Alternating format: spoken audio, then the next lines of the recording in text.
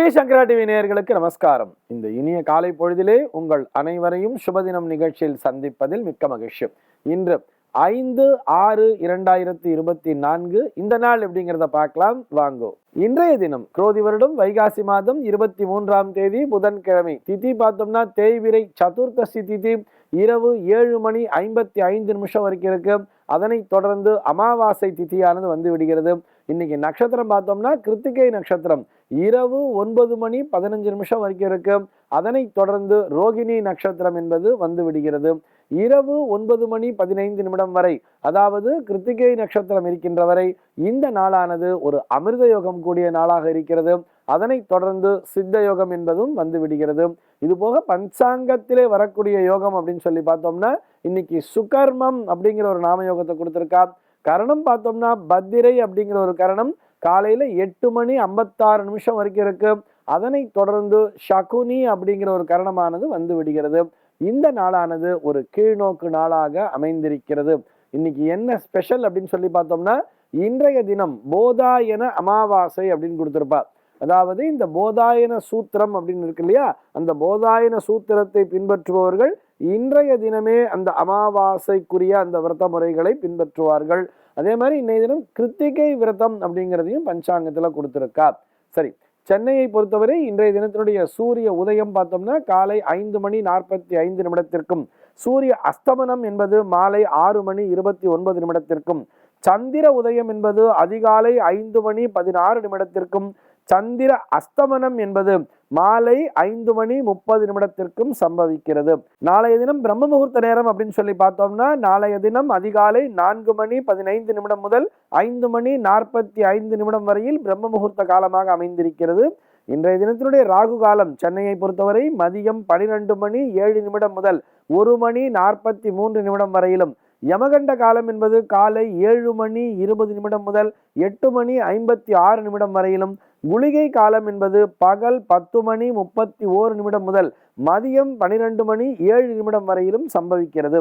இன்றைய தினத்தினுடைய தினாந்தம் சொல்லி பார்த்தோம்னா இரவு 1:31 கொடுத்திருக்கா.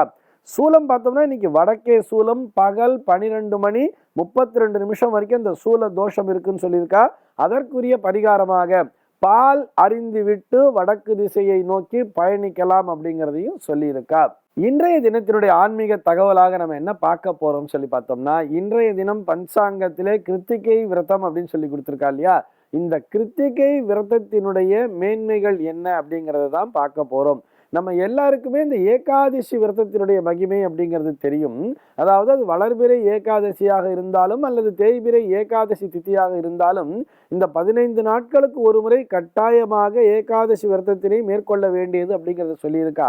அது ஏன் அப்படின்னு சொல்லி பார்த்தோம்னா இந்த சூரியனுக்கும் சந்திரனுக்கும் இடையே இருக்கக்கூடிய அந்த தூரத்தினுடைய அளவை வைத்து இந்த தினத்திலே உடலிலே இது போன்ற மாற்றங்கள் இருக்கும் அப்படிங்கிறத குறித்து அந்த நாள்ல விரதம் இருக்கும்போது இந்த ஜீரண மண்டலம் என்பது ரொம்ப நல்லா வேலை செய்யுது, அதன் மூலமாக உடலானது ஆரோக்கியம் பெறுகிறது அப்படிங்கிற ஒரு அறிவியல் உண்மையைத்தான் அந்த ஏகாதசி விரதத்திற்கு வைத்திருப்பார்கள்.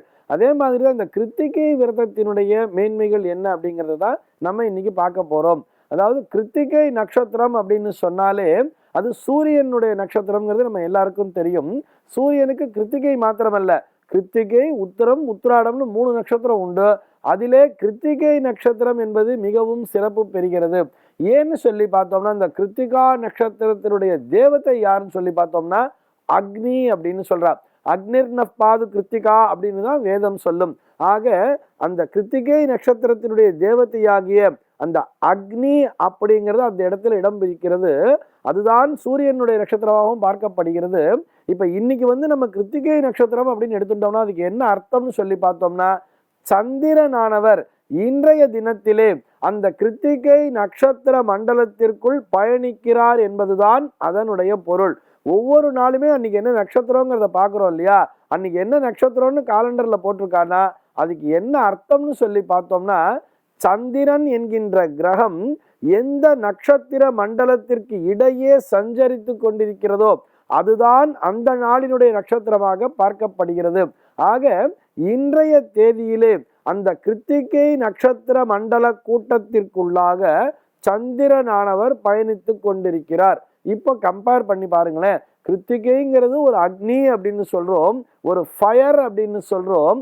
நம்ம இந்த இடத்துல அந்த கார்த்திகை பெண்கள் அப்படின்னு சொல்றோம் இல்லையா, அவளையும் இந்த இடத்துல நம்ம கம்பைன் பண்ணி பார்க்கணும். அந்த கார்த்திகை பெண்கள் அவர்களுடைய பேர் என்ன அப்படின்னு சொல்லி பார்த்தோம்னா அதையும் கூட அந்த வேதமே சொல்லும். அந்த நட்சத்திர வாக்கியம் சொல்லுவா, அஷ்ட வாக்கியம்னு சொல்லுவா. அந்த நட்சத்திர வாக்கியத்துல பார்த்தோம்னா அழகா அந்த பேர்லாம் வரும். அம்பா எய் ஸ்வாஹா, துலா எய் ஸ்வாஹா அப்படின்னு சொல்லுவா. அதுல வரிசையா பார்த்தோம்னா அம்பா, துலா, நிதந்தியை, பிரயந்தியை, மேகயந்தியை, வருஷயந்தியை அப்படின்னு சொல்லி இந்த 6 பேர் தான் இந்த கிருத்திகை பெண்கள் அப்படின்னு சொல்றார்.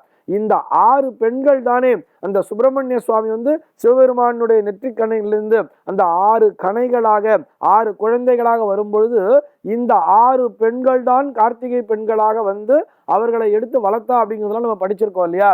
இது என்ன, இதற்கு பின்னாடி இருக்கக்கூடிய சூக்ஷ்மம் அப்படின்னு சொல்லி பார்த்தோம்னா அந்த கிருத்திகையிலிருந்து உருவாகிய அந்த அக்னி, அந்த சூட்டினை தணிக்கக்கூடிய திறன் என்பது, அந்த சூட்டினை குளிர்வித்து அதனை முறையான வழியிலே பயன்படுத்தக்கூடிய திறன் என்பது இந்த 6 பெண்களுக்கும் உண்டு அப்படின்னு சொல்லியிருக்கார். அதை கொண்டுதான் அந்த 6 பெண்கள் அந்த இடத்துல அந்த குழந்தைகளை அந்த நெருப்பு கடைகளிலிருந்து குழந்தைகளாக கொண்டு அவர்களை வளர்த்து கொண்டிருந்தார்கள் அப்படிங்கிற மாதிரி எல்லாம் சொல்றார்.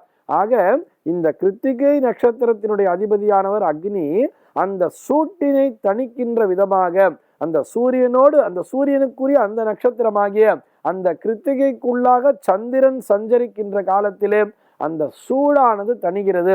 ஆக இதிலிருந்து நாம் புரிந்து கொள்ள வேண்டிய அந்த சூக்ஷ்மம் என்ன அப்படின்னு சொல்லி பார்த்தோம்னா நம்முடைய உடலிலே இருக்கக்கூடிய சூடு என்பது தனியும் இந்த கிருத்திகை விரதத்தின் மூலமாக என்பதை புரிந்து கொள்ள வேண்டும். அதாவது ஒரு சில பேர் பார்த்தோம்னா உடம்பு ஹீட் பாடி அப்படின்னு சொல்லுவா, உஷ்ண உடம்பு சார், அவருக்கு வாதம் அப்படியே தூக்கிடும் அப்படிங்கிற மாதிரிலாம் சொல்லியிருப்பா தெரியுமா. ஆக இந்த நாளிலே அது போன்ற உடல் வாகினை பெற்றவர்கள், உடல் சூட்டினால் அவதிப்படுபவர்கள், தேவையில்லாம உடம்புல இந்த கட்டி, இந்த பரு, இது மாதிரிலாம் வந்துட்டு இருக்கும் தெரியுமா. இவர் அதாவது உடம்பு ஸ்கின் எல்லாம் அப்படியே ட்ரை ஆகி போயிடும், ரொம்ப சூட்டு உடம்பு சார் அப்படின்னு சொல்றா இல்லையா. அவர்கள் இந்த கிருத்திகை நாளிலே இந்த கிருத்திகை விரதத்தினை மேற்கொள்வதன் மூலமாக அவர்களுடைய உடலானது நிச்சயமாக ஆரோக்கியம் பெறும். இந்த அறிவியல் உண்மையை புரிந்து கொண்டு இந்த மாதிரி பிரச்சனையினால் அவஸ்தைப்படுற அத்தனை பேருமே இந்த கிருத்திகை விரதத்தினை மேற்கொள்ள வேண்டியது. இது போக இந்த சுப்பிரமணிய சுவாமிக்கு விசேஷமா சொல்றோம் இல்லையா, எதனால சொல்லியிருக்கான்னு பார்த்தோம்னா அந்த சூட்டின் காரணமாக ஒரு கோபம் அப்படிங்கிறது வர்றது இல்லையா, அந்த கோபத்தின் மூலமாக நமக்கு ஒரு அசுர குணம் அப்படிங்கிறது வர்றது இல்லையா, அந்த அசுர குணத்தினையும் தணிக்கக்கூடிய சக்தியானது இந்த கிருத்திகை விரதத்திற்கு உண்டு என்பதை புரிந்து கொள்ள வேண்டும். இந்த தகவலோடு இன்றைய தினம் நான் உங்களிடமிருந்து விடைபெற்றுக் கொள்கிறேன். மீண்டும் உங்கள் அனைவரையும் நாளைய தினம் ஒரு சுவாரஸ்யமான தகவலோடு சந்திக்கிறேன். எம்பெருமானியுடைய திருவருளினாலே இந்த நாள் உங்கள் அனைவருக்கும் சுப தினமாக அமைவதற்கு வாழ்த்துக்கள்.